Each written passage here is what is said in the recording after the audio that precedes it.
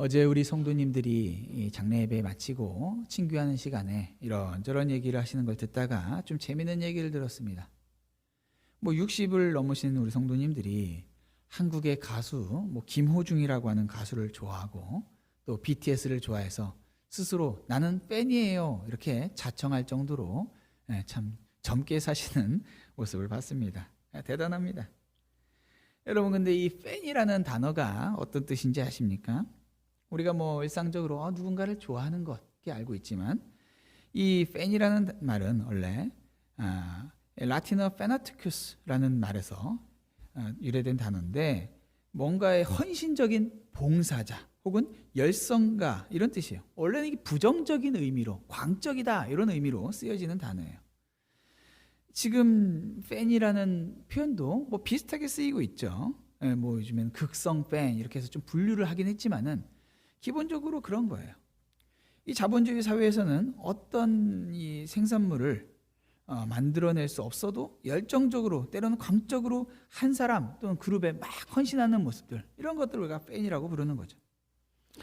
우리 성도님의 가족 중에 한 분은 한국에 계신 분인데, 한 가수의 팬클럽에 그냥 팬이 아니라 회장이랍니다. 회장이라서 어디를 가든지 다 쫓아다닌대요. 서울에 가면은 서울 콘서트를 가고, 부산에서 콘서트를 하면 부산에 가서 참여를 해야 되고, 미국에서 콘서트를 하면 미국에 쫓아가서 참여해야 되고, 대단하죠. 그 음반을 사서 돈도 막 쓰고 시간과 물질 다 쓰는 거예요. 대단한 겁니다. 팬들은 자기가 가진 것들, 시간이면 시간, 물질이면 물질, 에너지, 관계 다 헌신하는 상대를 위해서 아끼지 않고 씁니다. 근데 예수님 시대에 예수님을 향한 예수님의 팬들이 있었습니다. 예수님을 쫓아다녔습니다. 예수님의 말씀 듣기를 굉장히 좋아해서 예수님이 가버나움에 가시면 가버나움으로, 예루살렘에 가시면 예루살렘으로, 가나안으로 가면 가나안으로 예수님이 쫓아다녔어요. 예수님이 이적을 베푸신 걸 보면서 와 박수치고, 말씀하시면 고개를 끄덕끄덕하고, 어디를 가든 그냥 야 저기에 예수님이 왔대 가자 하면서 사람들 동원하고. 그런데 그들은 그냥 팬이었지 제자가 아니었습니다. 예수님을 따르는 사람들은 팬과 제자 이렇게 둘로 나뉘어졌습니다. 오늘 본문 이 8장 42절부터 저희가 읽었는데, 이 8장 42절 이 본문을 오늘 읽은 이 본문의 대상들, 청중들은요, 사실 31절에 나와 있습니다. 청중들의 대상이 누군지. 그 사람들은 그러므로 예수께서 자기를 믿은 유대인들에게 이르시되라고 말씀하세요. 예수님께서 자기를 믿고 있는 사람들에게 하시는 말씀이었어요. 그런데요, 그 뒤에 31절부터 오늘 본문에 이르기까지 그 내용들을 쭉 읽어 나가 보면요, 이 사람들은 제자들이 아니에요. 오히려 예수님과 부딪히고 예수님을 불편해하고, 심지어는 예수님을 죽이고자 하는 마음까지도 그들 안에 생겼다는 거예요. 이상하죠? 팬인데. 예수님은요, 요한복음 2장 23절 24절에서 예수님의 표적을 보고 그 이름을 믿은 사람들을 예수님께서는 그들에게 자신을 의탁하지 않았다라고 했어요. 그 이유가 예수님은 그 속을 아셨기 때문에, 그 모든 사람을 아시기 때문이라 그랬어요. 믿었다라고 하는데 예수님은 그들을 믿지 않으세요. 오늘 본문에서도 31절에 자기를 믿은 유대인들인데 예수님은 그들을 제자라고 인정하지 않으세요. 오늘날 우리가 믿고 있는 기독교 신앙의 정체이 가장 핵심이 뭐예요? 믿으면 구원받는다 아니에요? 그런데 예수님을 믿는다라고 하고 쫓아다니는 사람들인데 예수님께서 그들을 인정하시지 않는다라는 거예요. 오늘 수많은 팬들이 그렇게 쉽게 누군가의 팬이 돼서 막 열광을 하다가 금방 다른 가수를 보고 자기가 열광하는 대상을 바꾸는 것처럼, 이 사람들도 그런 변덕쟁이에 불과하다라는 것을 예수님이 알고 계시다라는 거예요. 예수님은 팬 필요 없다라는 거예요. 나는 팬을 원하지 않는다. 나는 제자가 필요하다. 난 제자를 원한다라는 거죠. 오늘 본문에 이르기까지 예수님께서 하신 말씀은 31절부터 쭉 읽어보면요, 여러분 아주 유명한 구절이 나옵니다. 너희가 내 말에 거하면 참으로 내 제자가 된다라는 거예요. 이 말씀은요, 너희가 내 말에 거했다면 내 제자가 될 텐데라는 거예요. 그러니까 지금 이 사람들의 팬의 정체성은요, 예수님의 말씀에 거하지 않는 사람들이라는 거예요. 제자는요, 말씀에 거해야 돼요. 그러니까 팬과 제자를 나누는 기준은 예수님 말씀에 거하느냐 거하지 않느냐예요. 예수님을 쫓아다니느냐, 예수님을 믿느냐, 그것도 아니라는 거죠. 예수님을 믿는다. 우리가 신학적으로 표현할 때 궁극적으로 누군가가 거듭나는 사건에 이르는 그 믿음이라고 한다면 분명 오늘 여기에 나타난 이들의 믿음과는 다르겠죠. 이들의 믿음은 분명히 믿었다라는 단어가 쓰였지만 그 믿음은 누군가를 거듭나게 하는, 누군가에게 새 생명을 주는, 예수님이 제자라고 인정하는 그런 믿음은 아니라는 거예요. 그런데 오늘날 너무나도 많은 사람들이 나는 믿어, 예수님 믿어, 예수님 역사적으로 2000년 전에 오셨고 십자가에 달려 죽으신 분이야, 믿어. 여러분, 심지어는요, 교리문답을 하면서 예수님 나를 위해서 십자가에 달려 죽으셨습니다, 믿습니다 라고 믿는다고 그렇게 말하면서도 그 믿음이 예수님 인정하지 않는 믿음일 수 있다라면은 여러분 어쩌시겠어요? 너무 무섭지 않아요? 예수님의 관심은요, 그들이 예수님을 따라다니고 예수님을 믿는다라고 말하는 게 아니라 정말로 예수님의 말씀 안에 거하느냐예요. 그러면서 예수님 그들과 선을 그어버려요. 너희들 내 말에 거하지 않네, 너희들 내 제자 아니네, 너희들 뺀이네. 그래서 이 사람들이 빈정이 상해버려요. 그래서 오늘 본문에 이르기까지 이들이 그냥 예수님한테 막 그냥 시비를 겁니다. 말다툼을 합니다. 이상하죠. 방금 전까지 예수를 믿는다라고 했는데, 그런데 예수님에게 시비가 걸려버려요. 점점 말다툼이 심해져서요, 예수님은 그들한테 너희가 진정 아브라함의 자식이 아니다라고 말해요. 여러분, 아브라함 자식이 아니라는 건 유대인들에게는 너희 구원받지 못했다라는 말이에요. 그러자 유대인들이요, 우리는 음란한 데서 나지 않았다 이렇게 대답을 해요. 여러분, 음란한 데서 나지 않았다, 예수님한테 이런 말을 왜 했을까요? 예수님은요, 예수님 어머니가 누구죠?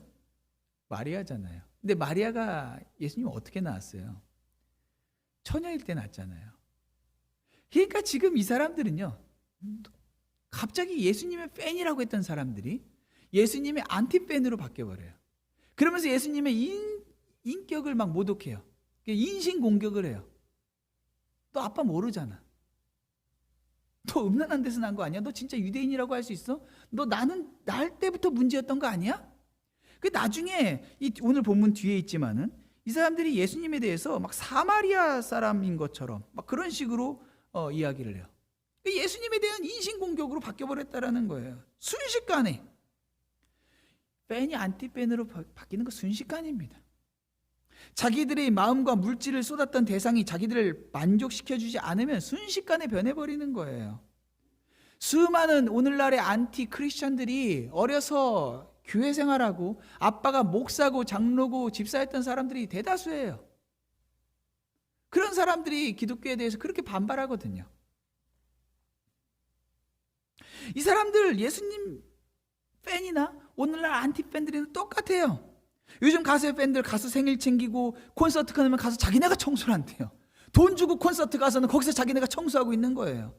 굿즈를 만들고 팔고 후원하고 거의 종교처럼 보여요. 오늘날 교회 안에도 예수님의 팬들이 있어요. 설교를 들어요. 헌금을 해요. 봉사를 해요. 예배에 참석을 해요. 너무나도 열성적이에요. 난 예수님이 좋아. 근데 문제가 뭐예요? 말씀 안에 거하지 않아요. 내가 만족되지 않을 때마다 예수님을 향하여서 불만이 나오죠. 그런데 제자는 다릅니다. 제자는 예수님의 말씀 안에 거하는 사람이에요. 예수님께 순종하는 사람이에요. 오늘 본문에 나타난 이 사람들을 결국 예수님은 너희들은 팬이고 너희들은 사단의 자식들이야 라고 선을 확 그어버리세요. 오늘 본문에서 사단은요, 거짓의 아비예요. 44절에 보니까 너희 아비 마귀에게서 났다. 너희는 너희 아비 마귀에게서 났대요. 그리고 너희 아비 욕심대로 너희도 행하고자 하느니라. 그는 처음부터 살인한 자요, 진리가 그 속에 없으므로 진리에 서지 못하고 거짓을 말할 때마다 제 것으로 말하나니 이는 그가 거짓말쟁이요 거짓의 아비가 되었습니다. 거짓말쟁이가 사단인데 너희가 사단의 자식이고 너희 아비가 거짓말쟁이다. 그러니까 지금 사단이 하는 건요, 거짓의 자식들을 낳아놓고 그들을 거짓에 속아서 살아가게끔 하는데요, 이 거짓의 아비가 재밌게도요, 예수님을 따라다니게 만들었다라는 거예요. 이 사람들은 처음부터 예수님을 대적하던 자들이 아니었어요. 예수님을 뺀으로 만들어버렸다라는 거예요. 오늘 사단이 교회 안에 들어와서 하는 놀라운 전략은 교인들을, 제자들을 팬으로 만들어버린다는 거예요. 예배를 드리게 하고 헌금을 드리게 하고 열심히 교회 안에서 충성 봉사하게 하는데 그게 뭐예요? 속고 있다라는 거예요. 말씀 안에 거하지 않은 삶은요, 그 신앙의 모양이 어떻든지 간에 주변에서 야 대단하다 라고 하는 이 모든 것들이 교묘한 속임 가운데에 그를 속이고 있다라는 거죠. 그렇다면 팬은 도대체 누구고 어떤 특징을 가지냐는 거예요. 어떤 식으로 사단이 사람들을 속여서 팬이 되게 하냐는 거예요. 첫 번째가 너는 다 알고 있어 라는 식으로 속입니다. 오늘 본문 42절에 보니까 예수께서 하나님 너희 아버지였으면 너희가 나를 사랑하였음이니 이는 내가 아버지께로 나왔음이라. 난 스스로 온 것이 아니요 아버지께서 나를 보내셨다. 이게 예수님께서 전하신 진리죠. 그런데요, 43절에 보니까 어찌하여 내 말을 깨닫지 못하느냐라고 하세요. 예수님이 말씀을 전하시는데 깨닫지를 못하세요. 깨닫지를 못해요. 깨닫지를 못하는데, 이 진리를 깨닫지를 못하는데 그 이유가 있어요. 이는 내 말을 들을 줄을 알지 못함이로다. 여러분, 예수님은요 그들한테 너희가 지적으로 능력이 좀 부족하네, 안타깝다, 야 내가 더 쉽게 얘기해 줄게, 이렇게 말씀 안 하세요. 너희가 근데 따르고는 싶은데 힘들지, 이렇게 말씀하지 않으세요. 너희들 깨닫지 못하고 있어. 그걸 연약함이라고 말씀하시기보다는 그것을 들을 줄을 알지 못하기 때문이다. 다른 말로는요, 여기 들을 줄을 모른다라고 하는데 여기는 들을 능력이 없다라는 말이에요. 들을 능력이 없어요. 깨닫지 못하는 이유는요, 내가 듣지 않으니까 난 다음에 들을 거야, 다음에 관심 갖지 뭐. 우리는 우리 편의 어떤 선택의 내용이라고 생각한단 말이죠. 선택의 문제라고 생각하는 거예요. 근데 예수님 그렇게 말씀 안 하세요. 넌 선택의 문제가 아니야. 너 능력이 없어. 너 깨달을 수 있는, 들을 수 있는 능력이 없어라는 거예요. 수용의 문제가 아니에요. 들을 수 있는 자세가 없어요. 그러니까 어떻게 해요? 진리는 전해지고 그 진리를 들을 수 있는 감당은 못하겠으니까 그 진리를 튕겨내버려요. 그래서 깨닫지를 못하고 그냥 멍하니 있어요. 여러분, 예배 시간에 제가 항상 설교자로서 제 관심은 어떻게 하면 설교를 쉽게 전할까? 뭐 여러분들 믿으실지 모르겠지만 저의 관심은 그거예요. 그렇지만 때로는 어려운 내용이 있어서 이해하기 어렵다라고 할 수도 있지만요, 여러분 예배 시간에 반복적으로 설교가 이해되지 않고 무슨 말을 하는지 별로 관심도 없고 그냥 멍하니 앉아있다라는 것은요, 두려운 거예요. 여러분, 정신 바짝 차려야 돼요. 영혼에 대한 거잖아요. 영원한 삶에 대한 거잖아요. 여러분, 자동차 하나 산다고 해도 이게 몇 마일을 가스당 몇 마일을 달릴 수 있고, 얼마 매달 얼마를 내야 되고, 보증 기간이 어떻게 되고, 사람들의 평점이 어떻고, 얼마나 얼마나 꼼꼼하게 살펴봐요. 그런데 영혼에 관한 이야기를 다루는데 천국이냐 지옥이냐, 하나님의 자녀냐 사단의 자녀냐, 이걸 다루는데 가겠지 뭐, 천국 가겠지 뭐, 인정해 주시겠지. 도대체 어디서부터 시작된 자신감일까요? 누가 그런 식으로 속일까요? 사단의 속임이에요. 사단은 너 말씀을 다 몰라도 괜찮아, 너 그 정도 몰라도 괜찮아, 깨닫지 못하겠으면 그냥 내버려둬, 그냥 일상을 살아가, 일주일에 한 번씩 교회 와서 예배 드리면 됐지. 누가 여러분한테 그런 식으로 말했습니까? 기독교 2000년 역사에서 누가 그런 식으로 거짓 메시지를 전했냐라는 거예요. 너만큼 하는 신앙생활 누구만큼 있어? 이 교회 안에서 너 정도면 열심히잖아. 손가락 세 손가락 안에 들잖아. 5손가락 안에 들잖아. 그런 걸로 구원받는다고 누가 여러분에게 속였습니까? 스스로 계속해서 진리를 부딪히지를 못하니까, 수용하지를 못하니까 거짓된 메시지로 자기를 자꾸 속이는 거예요. 44절에 보면은요, 이 능력의 부재, 들을 수 있는 능력이 없다라는 건 욕심과 관련이 있어요. 너희는 너희 아비 마귀에게서 났으니 너희 아버지는 욕심대로 너희도 행하고자 하느니라. 욕심이 있어요. 예수님의 말씀을 듣고 그대로 따르려고 하니 내 욕심을 다 꺾어버려야 되는 거예요. 돈과 하나님 둘 다 섬길 수 없다라고 해버리니까 어떻게 해요? 어떻게 해요? 나는 하나님을 섬겨! 라고 말하면서 돈을 섬기고 있는 거예요. 두 주인을 섬기면서 이 정도면 하나님 섬기는 거지? 자기 마음대로 틀을 만들어버리고서는 할 만큼 했다라는 거예요. 이상하죠? 머리가 나쁜 게 아니에요. 성경의 주제를 가지고 막 얘기를 하다가요, 성경 공부를 하거나 그러면요, 사람들이요, 여러분 잘 이해해요. 성경이 누가 이랬고 저랬고 다 들어요. 그러다가요, 이 내용이 점점 깊어져서 우리의 삶에 적용을 시키기 시작하면, 그래서 성도님은 어떻습니까? 이 말씀이 성도님의 삶에 어떻습니까? 그러면 갑자기 멍해져요. 이거는 머리가 나빠서 그런 게 아니에요. 영적인 반응이에요. 그 말씀을 나와 무관하게 살고 싶은 거예요. 오직 관심은 이 땅에서 먹고 마시고 입고 잘 지내다가 천국 가는 거.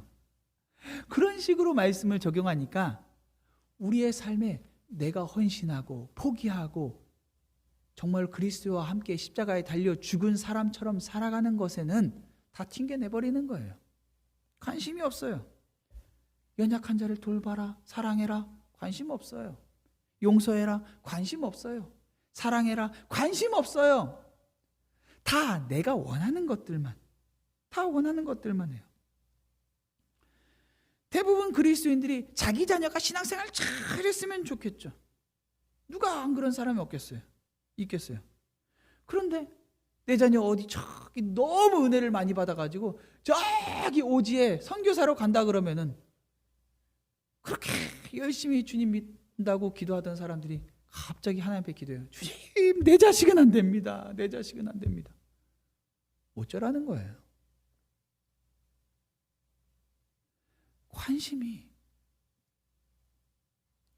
오직 나에게만 있는 거죠. 내가 원하는 것. 정말로 주님께서 우리에게 들려주시고자 하시는 그 말씀을 알아야 되고 깨달아야 된다는 생각이 없이 오직 내 욕심에만 관심이 있으니까 그래요. 제가 이 미국에 있는 한 대형 한인교회의 이야기를 들었어요. 그 교회 안수 집사님이 좀 이렇게 다른 분하고 이제 대화한 걸 제가 건너들었는데, 본인이 한숨을 푹 쉬면서 이렇게 얘기한 거예요. 우리 교회는 제가 우리 교회 헌금의 80%를 감당합니다. 이분이 굉장히 비즈니스적으로 성공하신 분이에요. 그래서 알고 보니까 이분이 그 교회 건축, 성도들이 계속 늘어나서 교회 건축을 여러 번 했는데 지금까지 건축 헌금으로 드리고 그 일상적으로 건축 안 할 때도 이렇게 저렇게 해서 헌금 드린 게 수백만 불에 다라는 거예요. 엄청나죠. 대형 교회예요. 근데 이분이 하시는 말씀이 이거 비정상적입니다. 이게 어떻게 한 교회에 한 개인이 헌금 80%를 감당합니까? 이게 지금까지 드린 게 아니라 매년 지금도 드리고 있는 헌금이 그렇다는 거예요. 80%를 감당한대요. 비정상적입니다. 이렇게 말해요. 비정상적이죠. 그리고 그렇게 헌신하면서 이거 비정상적이고 이렇게 돼서는 안 됩니다라고 말하면은 참 어떻게 보면은 훌륭한 분 아니에요? 근데 저는 그 이야기를 들으면서 깜짝 놀랐어요. 비정상적인 게 맞아요. 비정상적인 게 맞는데 여러분 교회의 재정에 한 사람이 80%를 감당한다라는 것도 비정상적이지만은 그 개인이 그렇게 많은 소득을 얻고 있다는 거에 대해서는 왜 자신이 비정상적이라고 생각하지 않느냐는 거예요.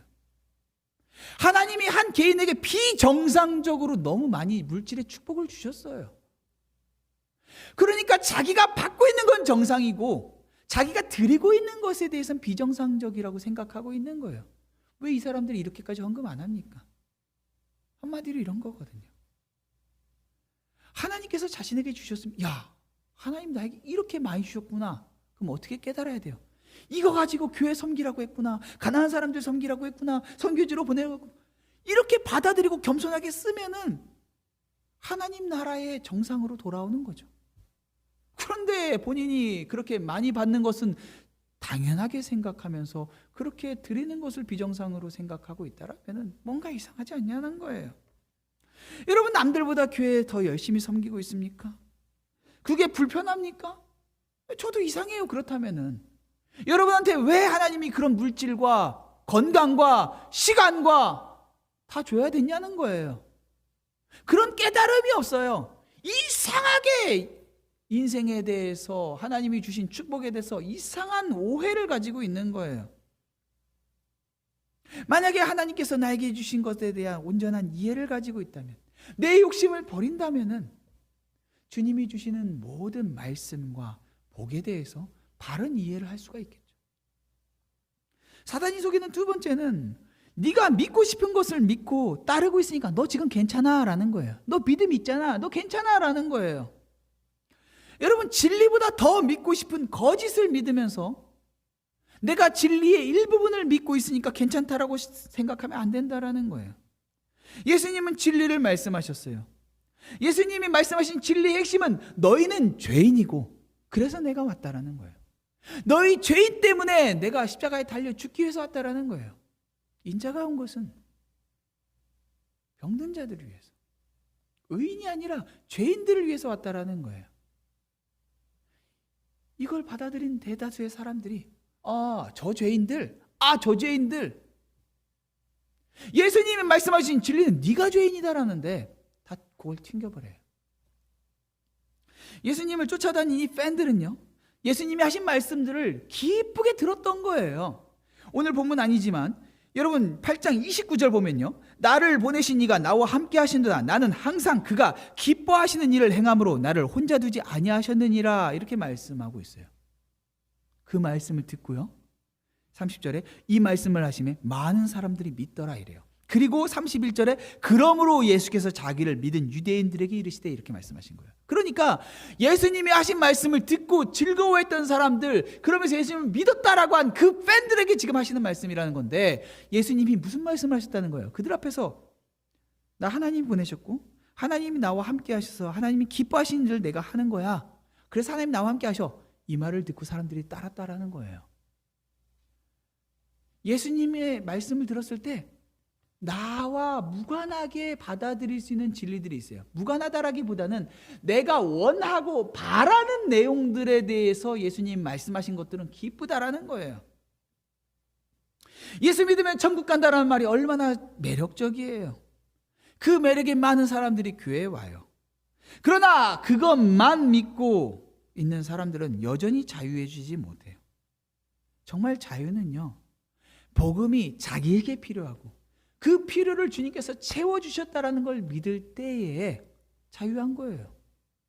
오늘 본문에서, 본문 앞이지만 예수님 뭐라고 말씀하셨어요? 진리를 알지니 진리가 너희를 자유케 한다라고 했어요. 근데 이 말씀이 사람들을 다 묶어버렸어요. 너 죄인이야. 그래서 내가 너희를 구원하기 위해서 왔어. 이게 진리야 라고 했는데 그 진리가 사람들을 다 묶어버린 거예요. 나 그런 건 싫어. 나 그런 건 싫어. 나 그냥 천국 가는 것만 좋아. 나 그냥 구원 받는 것만 좋아. 하나님이 내 삶에 물질의 축복, 건강의 축복, 그런 거 주는 것만 좋아. 예수님 말씀에 거하고 예수님 말씀대로 살고 이런 거는 싫어. 내가 원하는 방식대로 당신의 팬이 될 테니 그 정도로 내 삶에 강요하지는 마세요 라는 거예요. 여러분, 사람들이 사기꾼에게 당하는 이유는요, 사기꾼이 하는 거짓말이 자기에게 이루어지기를 원하는 그 마음 때문이에요. 그러니까 한마디로 사기꾼의 이 거짓말이 가장 실현되기를 원하는 사람이 누구냐면은 피해자들이라는 거예요. 내가 원하는 말을 사기꾼이 와서 계속 얘기해 주는 거예요. 여기 투자해. 너 이렇게 수십 배 돈 벌 거야. 이렇게 해봐. 너 잘 나갈 거야. 사기꾼은 다른 데 관심 없어요. 자기가 돈 버는 데 관심 있는데 그 돈 벌기 위해서 뭘 하면 네가 원하는 게 뭐야? 라고 하는 것들을 계속 휘짓고 다니는 거예요. 그걸 기가 막히게 발견하죠. 피해자에게 거짓말이 진실되기를 바라는 마음이 너무 크니까 콩깍지가 이미 씌워졌기 때문에 사기꾼이 무슨 말을 해도 네네네 하면서 쫓아다니는 거예요. 그래서 사기를 치는 사람들도요, 자기들이 하는 거짓말을 사실로 믿고 싶어 하는 피해자를 찾는 것, 그게 그 사람들이 먼저 하는 일이에요. 여러분, 사기꾼들에게 넘어간 사람들인데 그 사람 사기꾼이야 라고 말하면 뭐라고 대답해요? 아니야! 무슨 말이야? 그 사람 사기꾼 아니야. 얼마나 좋은 사람인데. 대부분의 사기꾼들이 처음에는 사람들이 원하는 걸 채워줍니다. 투자 이만큼 하면 이율을 매달 이렇게 줄 거야 라고 하면은 첫 달, 둘째 달에는 줘요. 그럼 누군가 야, 그거 수상한데 너 돈 빼. 그거 큰일 나 라고 하면 아니야, 벌써 이번 달에도 돈 줬어. 돈 들어왔어. 벌써 3달째 들어왔어. 다음 날이면 다 가지고 도망쳐 버릴 텐데 그 사기꾼이 준 그 콩고물에 마음을 다 뺏겨버리는 거예요. 내가 믿고 싶은 것을 아무리 열심히 믿는다 하더라도 눈앞에 보여진 몇 달치의 그 콩고물이 손에 잡혀진다고 하더라도 내가 믿고 싶은 걸 믿는 게 아니라 진짜 그 사람이 누구고 내가 누구인지를 객관적으로 봐야 된다라는 거예요. 내가 믿고 싶은 걸 아무리 열심히 믿는다 해서 진리가 변하지는 않아요. 나는 반드시 천국까지, 나는 반드시 구원받았지, 철떡같이 믿는다 해서 그게 우리를 구원하는 게 아니라는 거예요. 세 번째 사단의 이 속임수는요, 너 순종하지 않지만 여전히 하나님의 자녀야 라고 말한다라는 거예요. 예수님은 구원은 받았지만 순종은 할 수 없을 수도 있어, 이상한 이런 교리를 만든 적이 없어요. 오늘 본문에 뭐라고 말씀하세요? 하나님께 속한 자는, 즉 하나님의 자녀는 하나님의 말씀을 듣는다는 거예요. 46절에 너희 중에 누가 나를 죄로 책잡겠느냐? 내가 진리를 말하는데도 어째 나를 믿지 아니하느냐? 하나님께 속한 자는 하나님의 말씀을 듣나니 너희가 듣지 아니함은 하나님께 속하지 아니하였음이니로다. 하나님께 속한 사람은 하나님의 말씀을 들어요. 여기 듣는다는 거는 여러분 설교에 와서 좋은 설교, 인터넷에서 좋은 설교 들어, 이게 아니에요. 듣고 순종한다라는 거예요. 이 사람들 예수님 설교 좋다고 다 쫓아온 사람들이란 말이죠. 오늘날 유튜브를 통해서 워낙 많은 설교들, 좋은 설교자들, 이상한 사람들 다 올라오죠. 그러다 보니까 우리 성도님들도 좋은 설교자들 설교를 많이 듣습니다. 예, 좋은 설교 듣는 거 좋습니다. 근데 문제는요, 그런 좋은 설교를 들으면서 내 신앙의 수준을 그러한 설교의 수준인 것처럼 착각한다는 데 문제가 있어요. 기껏 들으면서 맞아 참 맞아 진리야 그래 이렇게 해놓고 뒤돌아 나서는 그 말씀과 전혀 무관한 삶을 살아가는 사람에게 그 설교가 무슨 유익이 있냐라는 거예요. 심지어는 예수님이 말씀을 전하실 때도 똑같이 그랬어요. 설교자 정도가 아니잖아요. 살아계신 하나님의 아들이시잖아요. 말씀을 전하시는데 맞아 했는데 돌아가서는 그냥 팬으로 살아가는데 예수님 너희들 하나님 자녀 아니라는 거예요. 근데 그 사람들에게 이 거짓의 아비가 속여요. 괜찮아. 너 좋은 교회 출석하네? 너 좋은 설교 듣고 있잖아. 너 그 정도면 남들보다 낫지. 중요한 거는 네 삶에 하나님의 말씀에 순종이 있느냐, 하나님의 말씀에 거하느냐가 있느냐는 거예요. 여러분 이 말씀을 들으면서도요, 여러분 마음 가운데 이거 계속 튕겨내고 있다면요, 여지없습니다. 자꾸 아닌 척하지 마세요. 괜찮다고 하지 마세요. 뻐꾸기는요, 알을 남의 둥지에 까죠. 그 알을 까면요, 이 탕난이라 그러는데 전에도 한번 얘기했던 것 같아요. 뻐꾸기를 남의 둥지에다 딱 나누면은 이 녀석은요, 알도 조금 더 큰데 그 새 둥지 주인은 와갖고 지가 지 알인지 뻐꾸기 알인지 몰라요. 그럼 뻐꾸기 알은 남들 이 옆에 있는 알보다 먼저 나요. 딱 낳기 부화하기 직전에 갖다 낳거든요. 되게 빨리 되게 하거든요. 부화를 빨리 하거든요. 그럼 먼저 딱 다른 알들이 낳기 전에 먼저 나와버려요. 그리고 나서는 뭐예요? 날개로 다 이 옆에 있는 이 둥지의 진짜 알들 다 땅바닥으로 떨어뜨려버려요. 툭툭 떨어뜨려 다 깨트려버려요. 그리고 다른 것들 다 못 떨어뜨려서 알 부화해도요, 얘가 먼저 나와가지고 먼저 그 둥지의 진짜 엄마 아빠 새들한테 입을 쩍쩍 벌리면서 밥 달라고 해요.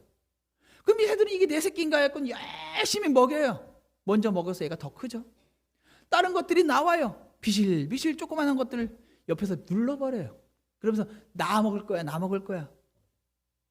새 머리가 뭐 대단하지가 않잖아요.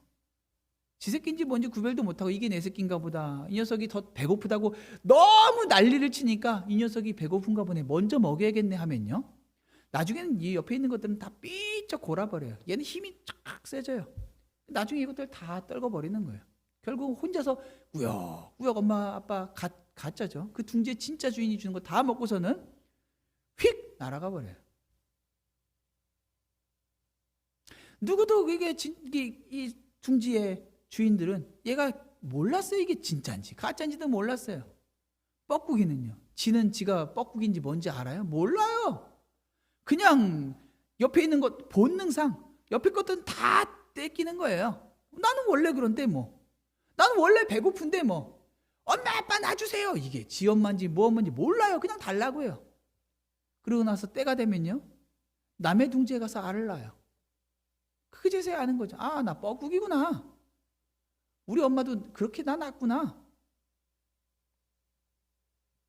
많은 성도들이 교회 안에서 신앙생활하면서요, 자기 마음대로 해요. 알들이 떨어지던 깨지던 말던 신경도 안 써요. 나는 원래 그런데, 난 하나님 자녀인데. 그러면서 성도들을 상처를 주고 말을 함부로 하고 떠나건 말건 니들은 약해 빠져서 그런 거야. 시험에 상처에 잘 받는 니들이 문제야.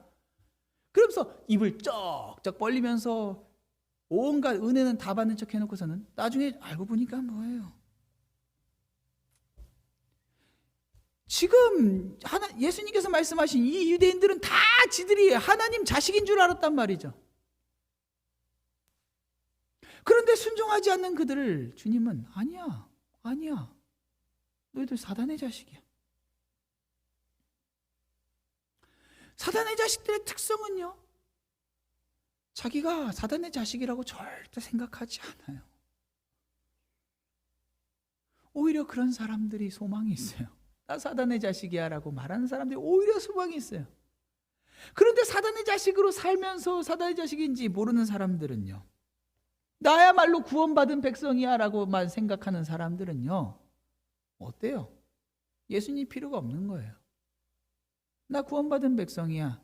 나 당신 필요 없습니다. 십자가까지, 나를 위해서 당신이 십자가까지 지셔야 될 필요는 없는데요. 나 괜찮은 사람인데요. 구원의 확신은요, 그 자체로 우리를 구원하지 못해요. 구원의 확신이 우리를 구원하는 것이 아니라 예수 그리스도의 보혈이 우리를 구원하는 거예요. 그래서 확신을 가졌다라는 것은요, 그것이 유익한 이유는 우리가 천국 가게 하게 만들기 때문에 유익한 것이 아니라 그것이 나 같은 죄인을 구원하신 주님께 감사와 찬양을 올려드리는 삶을 살고 싶고, 그래서 그 확신이 생기면 생길수록 더 순종을 구하며 주님께 나아가는 그런 삶을 우리에게 인도하기 때문에 의미가 있는 거죠. 오늘도 사단은 우리를 속여요. 너 구원받은 백성이야. 구원받은 백성이 갖는 구원받은 백성이야는요, 구원받지 못한 구원받은 백성이라는 확신과 달라요. 어떻게 다르겠습니까? 요즘 방송에서 피싱 사기 있죠. 피싱 사기, 전화로 스팸, 막 이런 사기에 대해서 하도 많이 말을 해서요, 사기에 대해서 사람들이 다 잘 알아요. 그만큼 사기꾼들은 더 교묘하게 진화해요.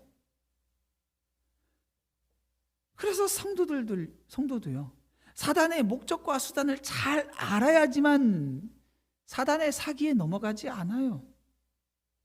진리를 향한 적대감은 결국 예수님을 향해서 돌을 들어 죽이려고 하는 결과까지 나왔어요. 사단이 주는 확신은요, 내 자신을 향한 확신이에요. 주님이 주시는 확신은요, 내 자신을 향한 확신이 아니라 그리스도를 향한 확신이에요. 나 구원받았어.